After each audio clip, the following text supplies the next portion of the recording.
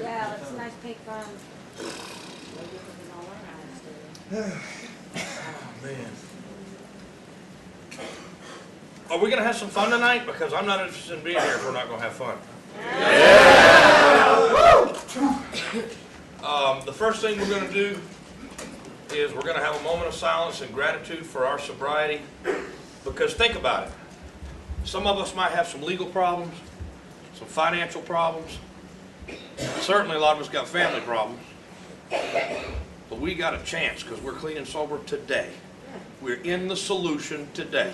It doesn't matter how far down the road you are. What matters is that you're on the right road. Does that sound good? So let's have a moment of silence and gratitude for the simple fact that we're clean and sober for today.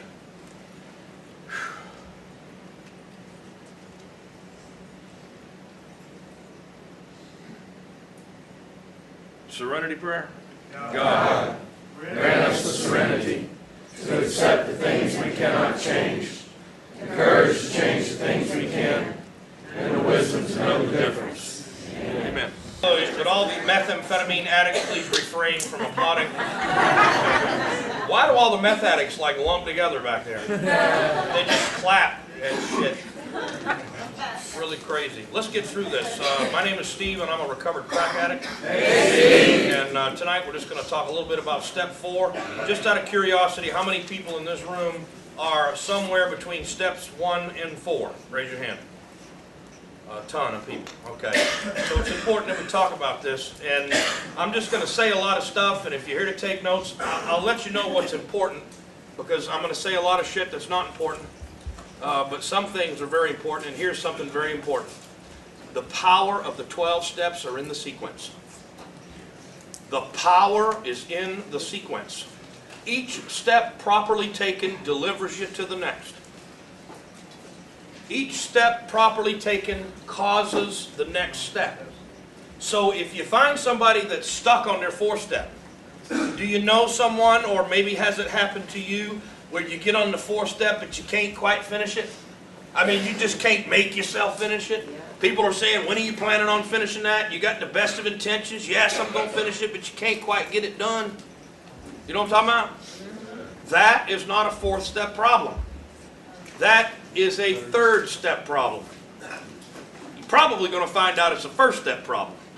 Because once you understand step 1 correctly, it kind of propels you through the steps. Now that is information that I did not have for the first 12 years of bouncing in and out of Alcoholics Anonymous, you see. Because alcohol and drugs does not teach us the truth about what's wrong with us. Alcohol and drugs teaches us something very different. We have to get that understanding of the hopeless seriousness of the problem of addiction altruistically from one addict or alcoholic that is properly armed with the facts about himself, helping to instill in the mind of a newcomer the truth about the hopeless nature of his situation. So not only are the steps written in a sequence, not only is the power of the steps in the sequence, the textbook of Alcoholics Anonymous is also written in the same sequence. For example, the first 43 pages plus the doctor's opinion, which accumulates to approximately 52 pages of information, is the description of the problem. Remember, there are 3 goals inherent in 12-step recovery. Goal 1 is identify the problem. Goal 2 is identify the solution. And goal 3 is the program of action that brings about the solution. That includes the continued program of action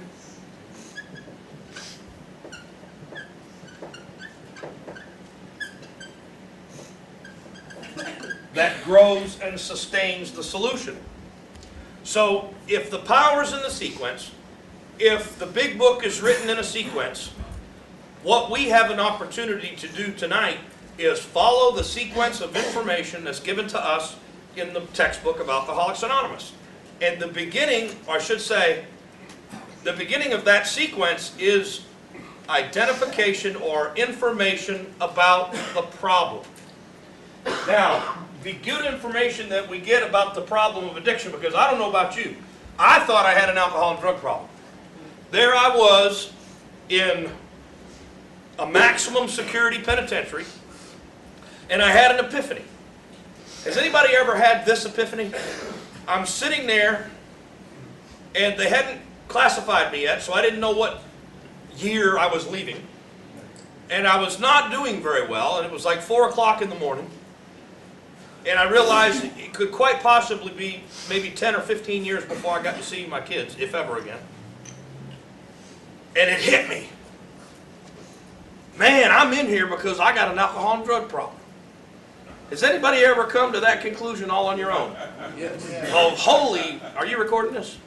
Holy crap, I'm having an alcohol and drug problem.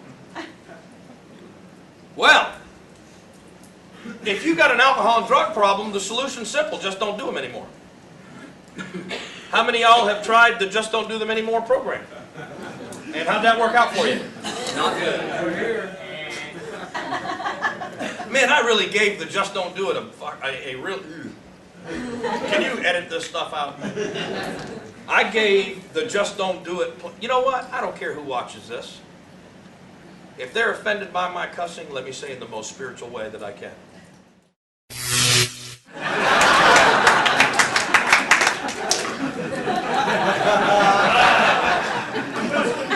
That is some vintage Steve Shaw on that tape right there.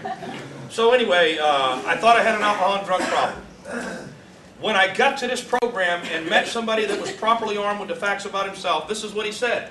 He said, the real problem is both an illness of the body and an illness of the mind. He said the illness of the body is this triggering of the phenomenon of craving. In other words, once I put a substance in me, it triggers this incredible physical craving for another and another and another until my money is gone, until my resources are gone, until I've begged, borrowed, stolen everything I get my hands on, until the fat lady sings, and then I still lay there and want more.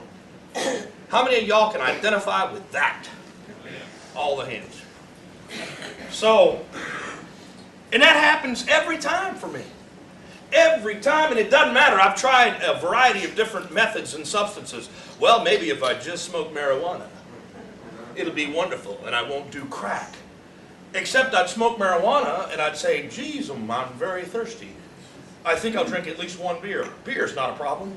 Man, all you got to do is take alcohol and just drop it on my tongue. Just one little teeny little drop, like just one. As soon as it hits, I'm going straight to the crack house. Is it that way for y'all too? I had a guy or a lady ask me earlier tonight. She said, "Do you think I could just drink alcohol?" I'm like, "Yeah, like one and a half sips, straight to the crack house." It's a gateway drug. Same thing with pain pills. You know, well, they're legal. They're from the doctor. I'm in great pain. Certainly, I deserve to take 9 of these Percocets at a time. Straight to the crack house. All right, so this phenomenon of craving results in the conclusion that we can't use. It's an allergic reaction, y'all. It's an allergic reaction, and it's not unlike any allergic reaction. There are some people, when they eat shellfish, they're allergic to shellfish. All right, so we're in a restaurant together on a Tuesday night. I eat some shrimp. All of a sudden, my throat swells up. I turn blue. I fall. I keel over. I'm having a near-death allergic reaction to shellfish. Kind of like the near-death allergic reaction we have to smoking crack. If you don't think the phenomenon of craving from crack cocaine is not a near-death allergic reaction, you better take a look at your using. How many of y'all have smoked so much crack or used so much cocaine or shot so much heroin that you almost died? Or felt like you were about to die? Or drank so much liquor you went into a blackout? Phenomenon of craving. So I'm in the restaurant. I keel over. I had the shrimp allergy. I end up in the hospital. Y'all come to visit me. And you say, "Damn, Steve, you scared the hell out of us with that near-death shrimp allergic reaction." And then I respond by saying, "I know what you mean. I will never, and I mean ever, eat shrimp again." And you'd be like, "Well, yeah, no shit, man." I mean, That's the logical conclusion. I can live a normal life, I just can't eat shrimp anymore. Now that I know I'm allergic to shrimp, right? Well, how about if Friday I called you on the phone? How you doing? Got some shrimp, come on over. What would you think of me? If you cared about me, you'd say, Bo, have you lost your mind? How about if I responded by saying, yeah, eating shrimp on Tuesdays is definitely whipping my ass. I'm only going to eat it on the weekends from here on out. Which brings us to the more insidious part of the disease, which is the illness of the mind. And this is the terrible conclusion we draw from the illness of the mind. Listen up. Here's the truth about the illness of the mind. It simply says that no matter how great a desire you have to never do it again, you're simply going to do it again. Hey, check it out. Here's the diagnostic questions. Here's the diagnostic question to see if you got an illness of the body. How many of y'all have drank or drug more than you intended to? Okay? Here's the diagnostic question for the illness of the mind. How many of y'all have drank or drug despite saying you'd never do that again? How many times? Well, then we find out we're also sick at the level of the spirit, that we've got this reality of an uncomfortability in our own skin sober. Hey, I didn't have a problem as long as I had 8 Percocets in me. I was okay. My problem was the next day. Or if you took alcohol and drugs away from me. I was simply not okay. At all. I'll tell you how I felt. I was restless, irritable, discontented, bored, resentful, bitter, fearful, super sensitive. Every little thing bothered me. I was also judgmental, critical, self-righteous, dishonest, selfish, self-centered to the extreme, miserable. You take alcohol and drugs away from me, and what's left is the problem. So I don't have an alcohol and drug problem. What I have is a spiritual problem with an alcohol and drug solution. Does everybody understand that? Yes, sir. And when you read, and please don't flip your books open because it distracts me, page 62 in the textbook makes it clear that on our own, we can't change. So the real problem of addiction is I'm suffering from this 3-part illness. I got a body that can't use, I got a mind that will never leave it alone, ever, and because of that spiritual malady, a hole in me the size of God. It is an uncomfortability in my own skin sober. So every time I try to get clean and sober, I got this emotional barometer. I start getting more uncomfortable, more uncomfortable. People start pissing me off. People start not doing right. Next thing you know, I'm full of resentments and fears. Next thing you know, I'm getting more uncomfortable. Next thing you know, bing, I got a brain that's going to start searching for comfort. And it's going to do it all on its own, and it's going to do it without any help from me. And when my brain starts searching for comfort, there's only one memory it can find. What memory do you think that is? The memory of the very first time I ever got good and high on something. I'm going to become obsessed with that idea. I'm not going to be able to reason out that it's bad for me. That's the insanity of the disease. And it's going to get me. I don't care how intelligent I am, how educated I am, how much I know about this disease, how much of a big book thumper I am. I'll just be drunk as shit quoting the big book. That's the power. Let me tell you something about this disease. It is more powerful than our most powerful desire to never do it again. You muster the most powerful desire you got to never do it again, and without proper treatment, spiritually, you're going to do it again. That's the damn hopeless truth about this deal. I understand statistically 50% of you are not going to buy this because your egos are still too big and you're going to have to hurt some more. Quite a few of you, more than likely, are going to have to die, and that's pretty tragic. This is the truth. This is the truth about addiction. It is a no-win. Can't use, can't not use, no-win, lose-lose, hopeless scenario. Check it out. I got a body that can't use and a mind that'll never leave it alone. Ever. Ever. It's a forever deal.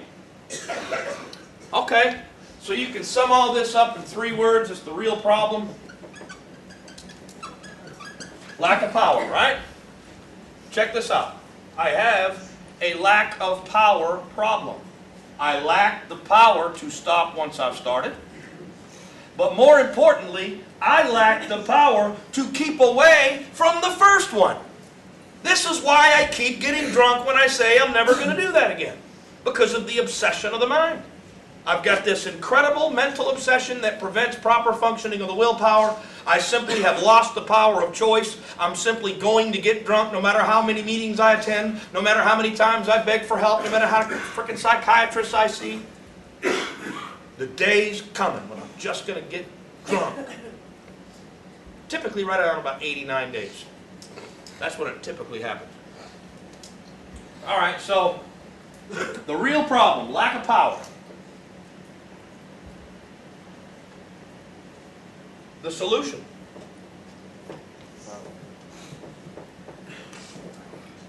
We need power. Wall step 2 came to believe that a power could restore us to sanity. This ain't talking about the crazy things we do when we drink. First time I read Wall Step 2, I thought, oh yeah, all them crazy things I do when I drink. No. It's talking about our inability to recall the certain consequences of what's going to happen to us when we drink or drug. Y'all know what that feels like, don't you? Y'all know what it's like when the obsession's on you? You're in deep shit when the obsession's on you, ain't you? This is what you look like. Oh God, I'm thinking about drinking. Oh God. If you've been around AA for a while, the newcomers have never been exposed to AA. This is what the illness of the mind looks like to them. Well, I'm just going to do a 40 and nobody will know. I'm just going to smoke 40 and open those doors and unlock those blinds. And I'm not going to get paranoid. I'm just going to have some fun. I'm just going to do some pills tonight and have some fun. And I'll certainly be able to get up fresh and bright-eyed and bushy-tailed in the morning and go to work. The real pill addicts are going, that's bullshit. You know, and I start thinking, oh God, I'm thinking about drinking. I'm thinking about drinking. And then I hear, the time to call your sponsors before you drink, not after. What a joke, huh? Whoever invented that should have Jackass of the Year attached to his thing. The time to call your sponsors before you use, not after. Has anybody ever done that? Hey man, I don't want to call my sponsor because I'm afraid he's going to talk me out of it. Shit, I don't want to be talked out of it. I got news for you. When the obsession's on you, it's already too late. You are beyond human aid. At that juncture, you are done. And sometimes the illness of the mind comes on you like instantaneously, like crack cocaine. It's like, there I was just driving down the road, everything was, all of a sudden, I'm smoking crack. Like that fast. Has that ever happened? I've done that. What are you planning on doing? I got them to do some good shit, and all of a sudden, I'm smoking crack. I had no intentions of doing that.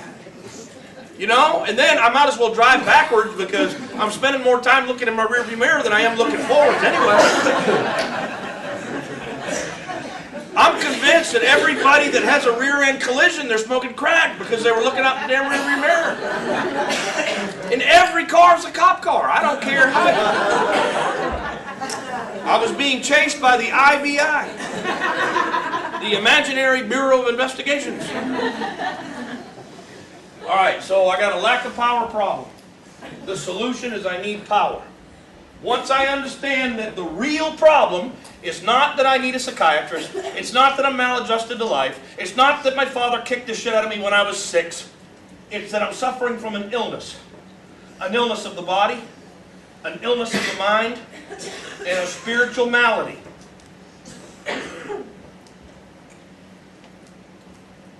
I'm suffering a lack of power problem. You've just taken step one, once you know that. Once you know, see how understanding step one leads you to the truth about step two?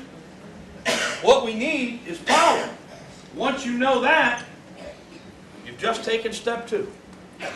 Now, step three is simply, y'all need to write this down, because I want to simplify step three for you right now. Step three is a decision to seek the solution.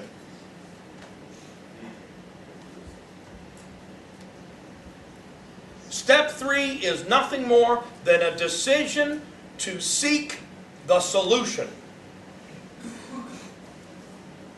Now I got bogged down with Wall step three because I read it and I didn't understand the words and I took it out of context because I thought, holy shit, I got to turn my will and my life over in step three. I got news for you. If you turned your will and your life over in step three, that would be it. This would be a three-step program. We'd be going on four-step calls. And I thought, how many of y'all that have been in and out of AA like me, how many of y'all thought when you approached step three, how many of y'all approached it this way? Oh God, I'm getting ready to officially turn my will and my life over to you. Here it comes. How many of y'all tried step three that way? Shit yeah. And then I'd go get drunk. That's not, step three is not calling for turning your will and your life over. The wall step says, made a decision to turn. The word to is an infinitive. That means it precedes an action. And when you look up the word to in the Webster's 1935 Unabridged Dictionary, one of the many definitions, the one that applies in this context, is simply says, moving in the direction of. So in step three, we're making a decision to move in the direction of turning our will and our lives over. Okay? I don't think the human being has got a lack of power suffering when we're suffering from a lack of power problem. You know, we don't have the power to turn our will and our lives over. That's one of those areas we're powerless over. That's why I love people in my home group that say, oh, just turn it over. Just turn it over. I'm in there, I'm like, I'm going through a divorce. She's taking all my money, taking my kids away. Oh, just turn it over. Have y'all ever been given that advice? Can anybody tell me just exactly how the fuck does one turn it over? How exactly do you do that? And then you hear the guy who says, I turned it over, but I took it back. I took it back and then turned it over again. Well, what are you doing now? I'm right in between. I'm just turning it over and taking it back. How in the hell do you do that, okay? Trying to turn something over. My point in saying that is that faith without works is dead. The program of Alcoholics Anonymous is a program of action. This is something we do.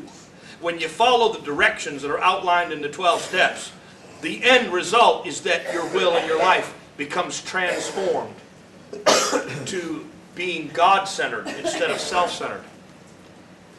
Y'all understand that? Does that make sense to y'all? Okay, so step one, we identify the problem. The real problem is this hideous, terrible disease. Hey, how many of y'all got guilt and shame? Raise your hand. Are you guilty and ashamed of some terrible shit you done while you was drinking and drugging? Hey man, I did some stuff that when I used to think about it, my stomach would go, ugh. Oh my God, I was so eat up with guilt and shame, it was killing me. I did some things that were so awful that I just, oh my God, I just knew I was going to hell. I really did. But here's the truth. Let this information give meaning to your struggle. Because if it wasn't for this terrible disease that no one in this room asked for, nobody here asked to have this. I doubt any of you stood up in the 3rd grade and show and tell and said, hi, I think I want to smoke crack when I get older. Did anybody do that? We didn't plan on this, did we? Huh? So why are you going to beat yourselves up for it? We have to take responsibility now that we got it. But I don't want y'all beating yourselves up anymore that you got it. Accept it.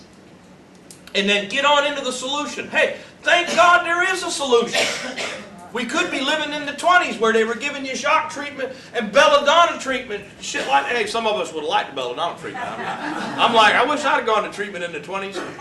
The belladonna treatment, that's where they take this hallucinogenic plant that grows in the foothills of the Swiss Alps. And they boil it in tea, and then they give everybody in the unit to drink some of the tea, and they'd all go on an acid trip in there.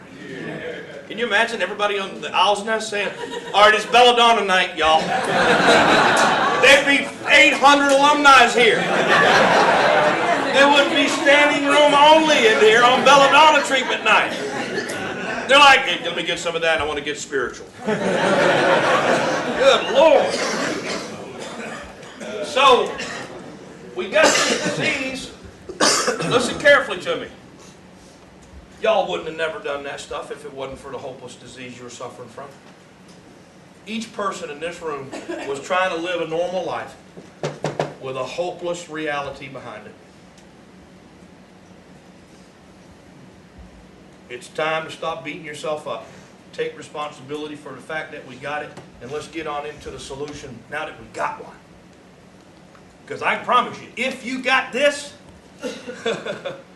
you're in deep shit because it ain't going away. You can't think it away. You can't pray it away. You can't go to meetings it away. You can't go to treatment centers it away. It cannot be reasoned with or bargained with. It ain't going away. Ever. If you got it. All right, so you see how each step leads you to the next one? Step 1, we identify the problem, it's lack of power. Step 2, what we need is power. Step 3 is a decision to seek the power. That's all it is. Look at here. Steps 4 through 9 is how we seek the power. 4 through 9 in their sequence will bring the needed power about in your life. Big time. Steps 10, 11, and 12 is how we stay in the power and grow. So let me kind of just recap for you. Step 1 is a statement of the problem. The real problem is a hopeless condition of both body and mind. An inability to stop once we've started, and an inability to keep away from the first one, no matter how great the necessity or the wish. And this is brought about because of an untreated spiritual malady. I got a hole in me the size of God. I try to fill it with people, places, and things, but it's always empty. And I'm restless, irritable, and discontented, full of resentments, fears, and the guilt and shame associated with my efforts to try to run on self-will and to try to run the show. And I become uncomfortable in my own skin sober, and pretty soon I become uncomfortable, restless enough, irritable enough, discontented enough, all of a sudden, bing, triggers the illness of the mind. I become obsessed with the insane idea that this time when I drink a drug it'll be wonderful like it was when I was 14. Then I act on that lie, then I run into the truth, and the truth is that I can't use because I got an allergy in the body. Can y'all see the vicious cycle you've been living there? Does this shit make sense to you? I mean, this is some powerful stuff, man. Okay, so step 2 is a statement of the solution. We need power. Step 3 is a decision to seek the power through a program of action, which is steps 4 through 9.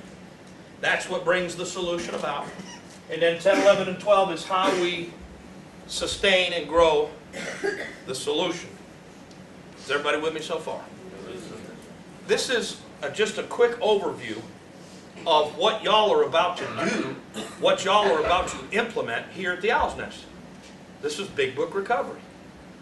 Okay? This is what brings about the solution from addiction. Addiction is a booger, and it ain't going away at all. And I understand that a lot of you are in terrible pain. Some of you are really struggling bad. And man, we just want you to know that you're definitely not alone. I promise you that we genuinely love you. and that we're genuinely wanting to help you. And we're going to offer you up some suggestions while you're here. If you'll just simply follow them, just surrender and nail your foot to the floor and be patient. You know what I mean? I mean, this is like long term, you know. I'm not in AA for 4 months. I'm in AA forever. I'm here to do this program, and it's a way of life. It's a way of life. How many of y'all's drinking and drugging has been a way of life for you? So doesn't it make common sense that sobriety has to be a way of life for you also? So I'm going to close tonight with a story about a West Virginia coal miner. And he was notorious. It was back in the early 1900s when the greatest danger in mining coal is methane gas. It's odorless, colorless, and deadly. And if they hit a methane gas pocket, the only way they had to determine that if they'd hit one was to lower a guy down the shaft with a canary in a bird cage and a gas mask. And if the canary keeled over and died, they knew they hit methane gas pocket. Well, this particular guy was rumored to be alcoholic. And they had a deeper than usual mine shaft. And they called for him. And one of the reasons why he was notorious is because he would refuse to use safety gear. He would just latch himself onto the cable and allow himself to be lowered into the shaft without any safety gear. So they called for him, and as usual, he latched himself onto the cable, and he began to be lowered into the shaft. And pretty soon he got so far down in that the hole at the top got smaller and smaller and smaller, and pretty soon, poof, he was plunged into total darkness. And during his descent, they had a power failure on the surface. The cable came to a stop. And he began to get quite nervous, and he tried the signal, which was shaking the cable, for some help, only none came. Pretty soon he began to get damn concerned, because his muscles were starting to cramp. And he started yelling, screaming, "Help!" Only none came. And pretty soon he began to slip on the cable, and it began to cut into his hands. And he began to bleed profusely. And he began to pray. He began to beg God for help for his life, because he knew there was a good possibility that he could plunge maybe 100, maybe 200 feet to his death. And he had already hung the bird cage and ditched the gear on the side of the shaft. And in his mind, he just knew this is a serious situation. And he began to cry out to God like he'd never cried out before for God's help. And he began to realize in his mind all the things that he'd done wrong over the course of his life. He was full of guilt and shame at the harm he'd caused his family, at the harm he'd caused his children in particular. And he finally, as his hands bled, as he slid further down the cable, as he bled profusely, he was in extreme pain and fear and terror and agony of knowing that this was the end. In utter desperation, in the seeming that no hope, no help was ever going to come, he let go. He let go of the cable. And he fell 4 inches. And you know what he said? Looking at his blistered up, bled up hands, feeling his tore up muscles, he said, "Damn, why didn't I let go sooner?" All right, thank you all for letting me share. I hope you all have a good night. All right.